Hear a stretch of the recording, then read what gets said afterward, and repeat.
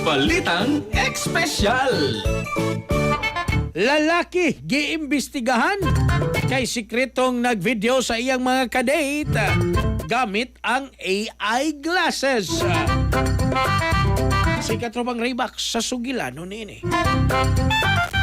Giimbestigahan sa kapulisan sa South Korea kining usa ka lalaki nga giakusahan nga migamit kining AI smart glasses aron sekreto nga i-record ang mga babae nga iyang gikadate o gi-upload kini online. Matod sa Seoul Gangzhou Police Station, gisumbong ang suspeka nagsulob og AI glasses sa iyang mga date uban sa upat ka mga babae sa yuning tuiga. Gipasanginlan siyang gikuhaan og litrato og video ang mga babae nga walay laing pagtugot og ipang-post kini sa social media. Nabutyag ang kaso human nakit-an sa usa sa mga babae ang social media account sa lalaki og nadiskubrihan nga ang mga video niya og uban pang babae ang maoy iyang gitaho sa kapulisan. Gibutyag nga makita sa mga video ang ilang mga lakaw gikan sa unang pagkaila sa estasyon, sa tren, pagpangaon, pagkape og paglakaw-lakaw sa dihang gipangutana. Ang lalaki iyang giingon nga iyang gi-record ang mga video aron preserbaron ng mga handumanan. Padayon pang investigasyon sa kapulisan aron mahibaw-an kung adunay sulod nga mga video nga sensitibo o may kalabutan sa paglapas sa balaod batok sa sexual crimes. Bugoyan tawan. Anyway, sa atong mga katropang kalalakinan para kondisyon gyud ka permi ibabaw sa kama pagturbo mga ikala labi naghapo kay kakapoy imong trabaho sa adlawan o nya manguhit pagid si Mrs. magabi. Turbo safe ni mga katropa tungod kay aprobado sa FDA nga adunay maka og klavuwas ka gama sa Yes to Health. 30 minutos sa dili pa inyong labing-labing pagturbo na kaysa turbo wagas ang lakas. Alang sa nagkayusag Pilipino para sa Pilipinas, ako inyong